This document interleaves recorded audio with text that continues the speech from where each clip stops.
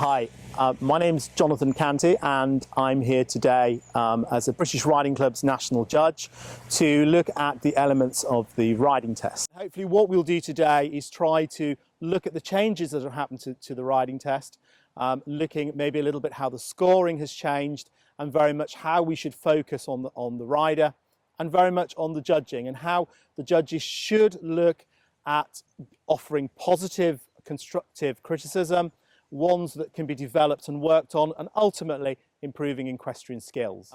Obviously today we're looking at it as a training environment, so you may see things on the horse like bandages that wouldn't be expected to be seen in competition, but as again, we're looking at it as from a training point of view. So if we look at the judges' directives, the 5 key areas are rider's position, effective use of aids, influence of rider, accuracy, and finally the harmony between horse and rider.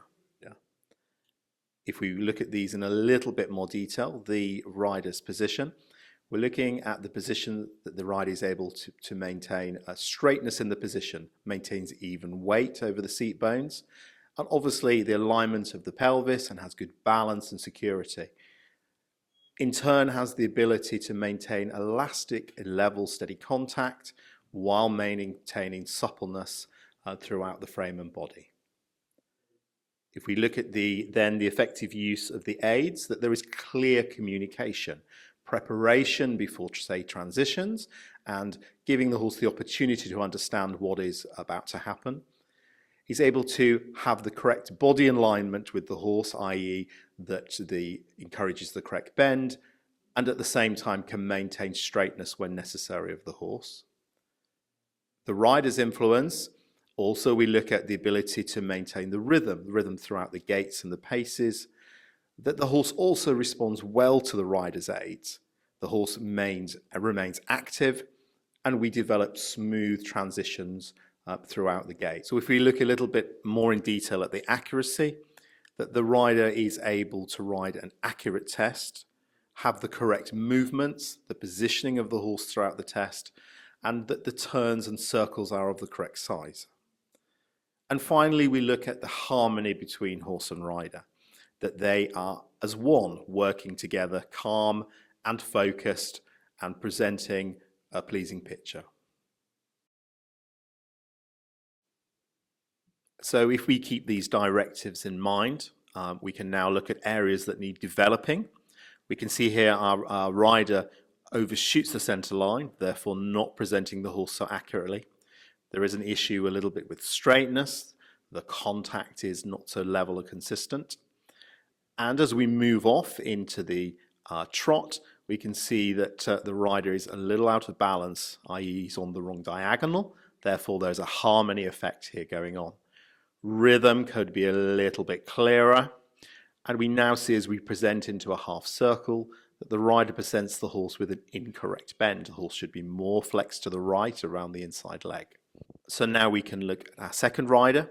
As you can see, as she comes into the corner, she's tipping a little over to the left and looking down, having an effect of the balance and the way of going of the horse.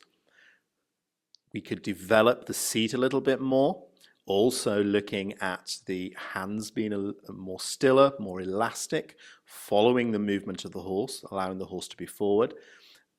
As we go forwards into the transition, the preparation could have been much clearer. In the canter now, the upper body is coming and tipping a little forward, the rider looking down. If we could now develop the seat, it will help with the security of the lower leg position. So what's the difference between a riding test and a dressage test? So the dressage test very much is often focuses on the horse and the horse's way of going, with a little element to a riding mark. The riding test very much looks at the rider. It very much looks at the rider judged on 5 elements, judged on the positioning, judged on their correct use of aids, judged on and assessed on the horse's response to the aids, clear accuracy of how they use the arena and how they present the horse, and then finally the harmony between the horse and rider within the test. So it is very much different, and rather than the test been marked at certain points. Very much a whole assessment is done of the test, and the 5 elements are marked at the end. So what are the new changes to the rider system? So under the old system, the judge and the rider would ride the test, and the judge would give marks like a dressage test, and would give marks at each movement as the horse presented and the rider presented themselves around the arena. Obviously, this was a little bit difficult because the judge should focus on the rider and often got hung up on what the horse was doing. So the system has now changed, so we can now watch the whole test, we can give a good assessment of what's going on, and then we can break it up into the sections and give a fair assumption and mark for elements, a little bit in a critique, as you would get in a dressage test. So what level can riders compete at, and what kind of horse or pony would you need? So the new test has been designed or the new score sheet, should I say, has been designed so that actually it could be applied to any level of riding. We can use it in an intro test, and we could use it in an advanced medium test. Okay, the system and the scoring allows you to ride at any level, but there is also a specific competition which we can look at from the British Riding Club's point of view.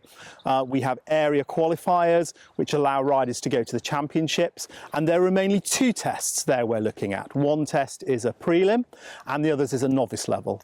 The type of horse you can use is anything, as long as the basic gaits and the willingness of the horse is there. It doesn't matter if we use our friendly little cob, so our thoroughbred types or warm blood types. Any horse would fit the bill. So anybody who would really like to get involved with these sorts of things, again, it's a great opportunity to speak to your area representative or your active club members or your committee, and really see if they can bring this type of competition and training to you at club level. And then this sets you up for area qualification and hopefully going on to national qualification and success.